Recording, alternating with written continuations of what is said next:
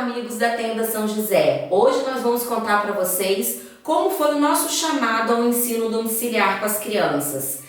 Nós vamos fazer vários vídeos, vamos contar em partes, mas hoje esse vídeo é para contar para vocês um pouquinho desse processo de decisão, como nós realmente batemos o martelo para fazer o homeschooling. Roda aí, Tia Ana!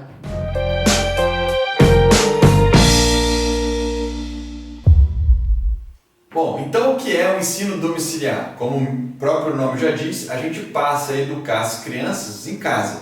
E os professores somos nós, a gente ensina as crianças agora. A gente assumiu a educação delas. E esse processo existem vários formatos, né, amor?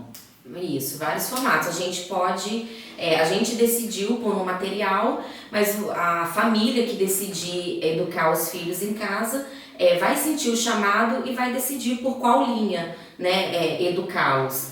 Nós, como uma família cristã, nós decidimos por um material cristão, né? Sim, mas existem outros, né? Existem, por exemplo, as famílias que trazem as crianças para serem educadas em casa e continuam seguindo a grade curricular normal do colégio, né? Isso daí tem uma flexibilidade enorme, cada um tem que escolher o seu caminho. Isso também não quer dizer que a gente, com esse material cristão, não estude o que na escola eles estudam, né? Tem também o material da escola, só que com outro foco, né? Que a gente vai falar um pouquinho mais daqui a pouco. Sim. O grande divisor de água foi que a gente decidiu assumir de fato a educação deles. Tá? Por quê? A gente percebeu que existem inúmeras vantagens de fazer o ensino domiciliar e isso caiu bem para a nossa família. Uma das questões que a gente percebe é que na educação das crianças a atenção é um ponto fundamental. A criança precisa de atenção para aprender. Então esse foi um ponto importante, né? Isso. Veja, no colégio a professora tem que dividir a atenção com 30, às vezes 40 crianças. A criança fica com tempo de atenção reduzido por parte do educador. E também a escola imprime uma jornada fixa, onde a criança entra e passa 5 horas e meia no colégio. Então o que a gente entende é que durante o dia a atenção da criança vai indo embora, ela não consegue seguir mais, não consegue acompanhar mais o conteúdo, então o nível de absorção da educação que ela recebe fica reduzido, né? E na escola, né, em casa, você pega 1h30 para estudar um conteúdo, então você dando essa atenção individualizada, o que você consegue passar em casa em 1h30, talvez na escola, como o Matheus já explicou, né, por ser várias crianças, e com todos os conflitos, com a rotina da escola, a professora acaba passando esse mesmo conteúdo, às vezes, em 5 horas.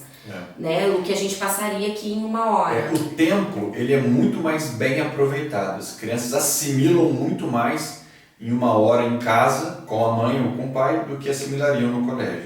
Isso entra muito na individualidade de cada criança, né? Então, e a gente vê também, a gente pega a individualidade da criança, né? São nossos filhos, então a gente já conhece melhor a criança. Então, assim, eu sei em qual ponto a Júlia precisa melhorar mais, outros que ela faz uma atividade mais leve, outros que eu preciso pegar mais firme com ela, e vice-versa, com a Lívia também. Eu consigo ver a dificuldade de cada uma, né? E na escola isso fica prejudicado realmente. De uma maneira geral, no colégio, a professora ela tem que seguir uma linha que é uma linha média, né? Ela não pode estabelecer o conteúdo, né, a velocidade para aqueles que estão mais acelerados, que estão à frente, porque assim deixaria os demais prejudicados. E também não pode ir numa linha para acompanhar os mais lentos, porque deixaria prejudicado quem está mais à frente. Então ela tem que escolher uma linha média. E isso não é sob medida para cada criança, né? Então em casa, a mãe, conhecendo a criança, o que ela pode fazer? Ela pode regular essa velocidade de acordo com a velocidade da criança. Então se a Júlia, por exemplo, tem uma facilidade com o português, então ela acelera com o português. Tem uma dificuldade um pouco maior com matemática, então a gente vai com matemática com mais com mais detalhe, com mais calma, com mais paciência. A gente segue o ritmo da criança, né? E isso flui muito bem. O que é fundamental que a gente entende é que existe um benefício muito grande de estudar em casa, que a gente consegue despertar na criança o gosto por aprender, né? Às vezes o colégio não consegue despertar esse gosto na criança. É claro, ela adora ir para o colégio para se relacionar, tem os amigos, tem um monte de coisa que ela aprende, mas no final do dia, se você pergunta para ela assim, você gostou do que você aprendeu? Né? Você se desenvolveu? O que você trouxe para casa de conhecimento? Às vezes a criança fica passiva e não ativa, né? Então no ensino domiciliar a gente ensina a criança a ser ativa. Ela vai em busca do conhecimento. A gente gera curiosidade na criança, né?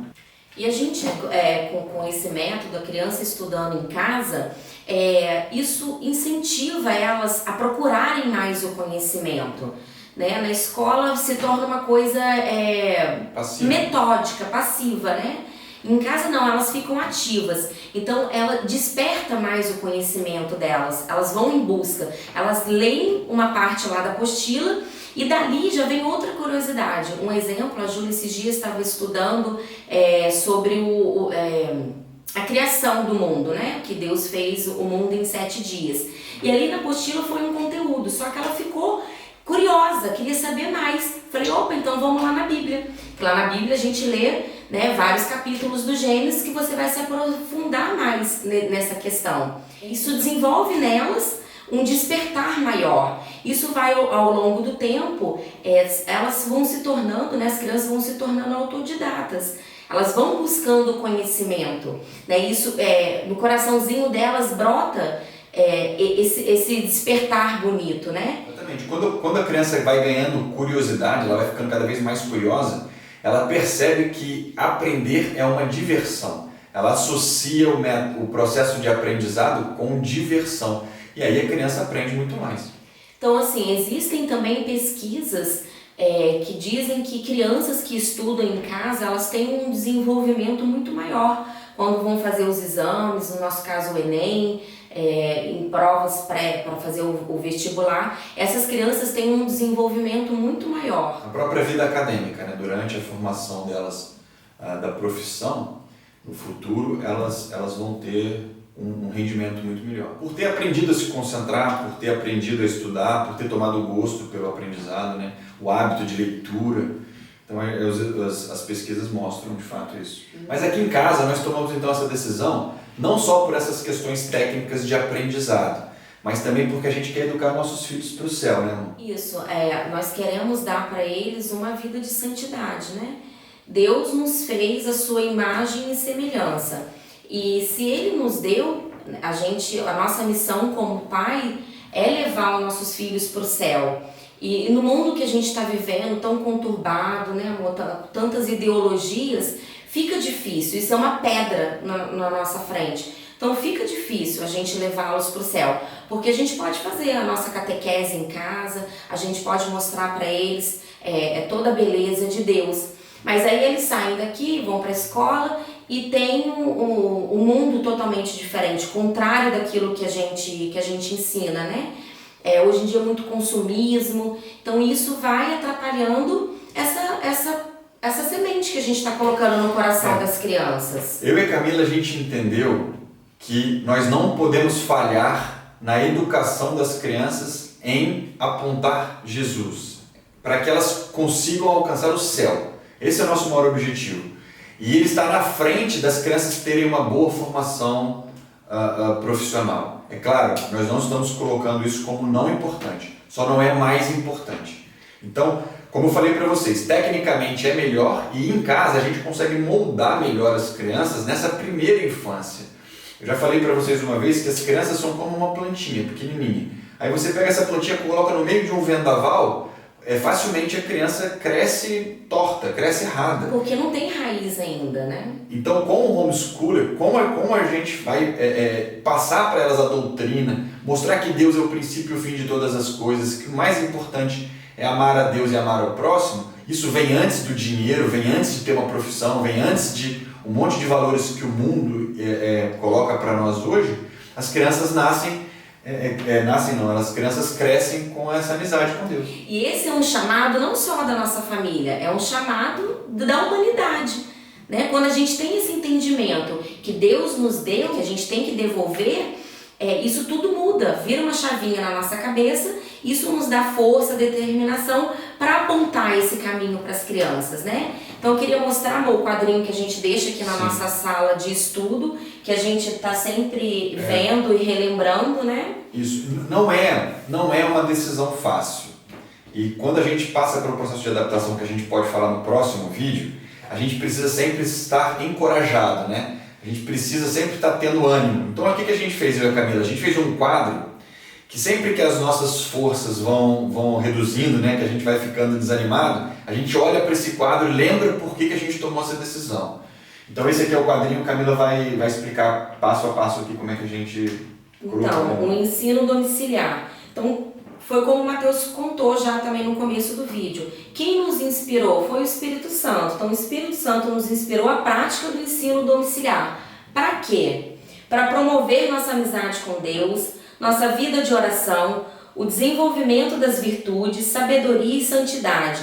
Então, foi o que a gente acabou de falar, educando para o céu. Muito importante nesse ponto, o que eu e a Camila a gente percebia? A gente explicava uma coisa para a Júlia, para a Lívia, a gente ensinava ela uma coisa, ela ia para o colégio e aprendia outra. É como se a gente colocasse uma coisa para elas e aquilo fosse exposto ao vento e elas não assimilavam, elas não criavam raiz no nosso ensinamento. Então a amizade com Deus, a vida de oração estava ficando em segundo plano na vida delas. E normalmente a gente cresce assim e aí depois a gente se afasta de Deus, né? A gente leva uma vida longe de Deus. A gente não quer isso para os nossos filhos, a gente quer que nossos filhos cresçam amigos de Deus, né, amor? A Júlia tá uma menina virtuosa, né, amor? A gente passa muitas virtudes. E como é que a gente aprende essas virtudes? Através da vida dos santos. A gente vai falar um pouquinho depois sobre o material que a gente escolheu, Sim. Mas dentro desse material a gente estuda diariamente a vida dos santos. E como era a vida dos santos? Nada mais do que uma vida de virtudes, que é aquilo que nos leva para o céu. É uma escada, né? As virtudes é uma escada e cada degrau é uma virtude que você vai trabalhando. Um outro ponto muito importante que a gente anotou também, e foi um dos motivos dessa decisão, foi para fortalecer os laços da nossa família.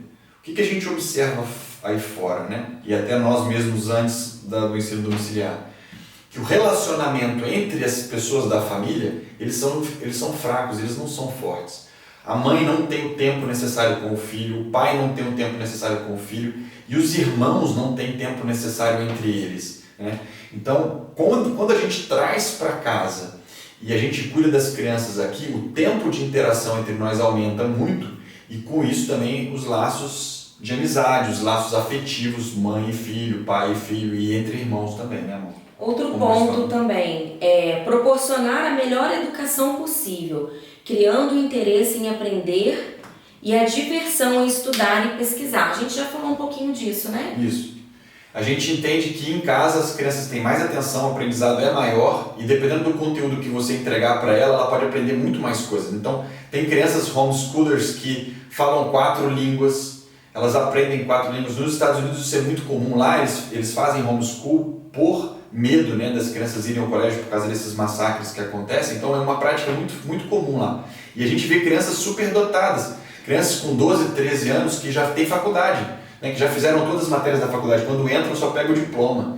É muito comum isso nos Estados Unidos, né, amor? Então a gente entende que esse ensino não fica para trás do ensino comum ministrado no colégio, muito pelo contrário, ele é potencializado dependendo de como você aplica ele. Uma outra coisa também que a gente coloca no currículo é assim, como a gente tem essa flexibilidade de grade, a gente coloca outras disciplinas que a gente entende que são importantes para as crianças no mundo de hoje, como educação financeira, que é muito difícil as crianças crescerem com educação financeira, não é todo colégio que ensina. Uma visão empreendedora do mundo, que você é capaz de vencer seus desafios, que você é capaz de realizar seus sonhos, de colocar as coisas para frente. A gente pode ensinar outras línguas, como nós falamos, o latim, a beleza do latim, né? Que muitas orações, muitas coisas, muitos livros em latim, a gente pretende daqui a algum tempo ensinar nossas crianças a falar latim, e outras línguas também, inglês, alemão, E também informática, né? Robótica, essas coisas que no colégio normalmente não tem, aqui em casa a gente pode fazer. E aí a gente busca o conhecimento, quando eu e a Camila a gente não sabe determinada coisa, a gente tem apoio do instituto que a gente comprou o programa, mas também a gente vai buscar, hoje na internet tem tudo, né? Então se você quiser ministrar uma aula para o seu filho sobre robótica, você aprende a fazer isso muito fácil, muito rapidamente. Né? E por fim, a gente também anotou no nosso quadro que é a flexibilidade. A gente pode dar aulas de manhã, de tarde, de noite, dar aulas terças e quintas. A gente faz nossas férias quando a maioria não está de férias, para a gente pagar mais barato nos pacotes que a gente viaja. Ainda mais sendo uma família grande, a gente precisa pegar promoções, né? Para não encontrar tumulto nos lugares que a gente vai. Então, assim, existem vários benefícios. Mas uma coisa importante, como a gente falou desde o início, o ensino domiciliar é um chamado. A gente fez uma resposta a esse chamado. Não significa que você faz errado de deixar seu filho no colégio. Você pode fazer isso que nós estamos explicando após o colégio. Você pode ter essa interação com ele maior. Você pode passar esse conteúdo para a criança depois do colégio e fazer parcial. Isso não é um problema, né? Porque não é um problema quem não faz. A Igreja Católica apoia o homeschool, mas a Igreja Católica diz que a escola é o melhor ambiente. Mas desde que seja uma escola correta, uma escola que fale de Deus, uma escola que contextualize tudo em relação a Deus, e não é o que a gente vê hoje em dia. Por isso que nós decidimos tomar essa medida drástica de trazer para casa e ensinar em casa. E está indo muito bem, né, amor? Está indo muito bem. As crianças estão se desenvolvendo demais. Mais a Júlia e a Lívia, né? Porque o João Gabriel fez 3 anos agora. A gente está começando a implementar com ele. Começamos essa semana, então a gente não tem como falar muito dele. Mas as meninas estão indo muito bem. A Júlia está tendo um gosto muito grande para estudar, então todo dia eu já passo para ela qual é a matéria que ela vai fazer, ela já senta e faz sozinha. E no final do estudo eu sento com ela para ver se ela assimilou aquele conteúdo. Se não assimilou, a gente volta, eu sento, eu estudo com ela. A Lívia é a coisa mais linda. Eu estou muito feliz, né, amor? Assim, muito orgulhosa de poder falar que eu alfabetizei a Lívia. Ela aprendeu a ler e escrever comigo, isso em 3 meses. A gente começou em janeiro, em março ela já estava lendo e escrevendo, hoje ela já está super desenvolvida e ela muito esperta. Hoje em dia o nosso estudo já flui muito rápido, ela pega tudo muito rápido. E a gente dividiu aqui em casa, porque o Matheus também dá aula para as meninas. O Matheus ficou com a parte de matemática, que essa parte eu não sou muito boa e ele assumiu. Então, quando entrar agora com a Júlia, química, física também, é com o Matheus. Mas é interessante o gosto pela leitura que a Júlia tomou. A Júlia lê os livros dela, ela lê mais ou menos um livro e meio por mês, e ela está querendo ler os meus livros também. Ela tem pego os livros para ler, às vezes ela não entende, vem me perguntar. E recentemente eu comprei para elas um livro sobre o caminho da vida interior para a criança. É muito legal o livro, ensina o comportamento dos santos. E as crianças estão muito mais dóceis, né, amor? Elas estão muito mais sensíveis à oração. A gente vê que elas estão mais concentradas com isso. A gente vê o amor delas por Deus crescendo, né? Isso é muito lindo. E quando as pessoas pensam no ensino domiciliar, normalmente elas pensam, mas e a interação com outras crianças? E como é que fica a socialização? Isso a gente vai falar depois em outra parte, como a gente equaciona isso, como resolve, mas isso não é um problema. Muito pelo contrário. Nossa casa tem 6 pessoas e a interação aqui, a socialização rola solta o dia inteiro. É verdade. E melhor, que elas têm que se relacionar com pessoas diferentes delas, adultos, crianças mais velhas e mais novas. No colégio, normalmente, quando a criança vai se socializar, ela escolhe quem é igual a ela, né? São crianças da mesma idade, né?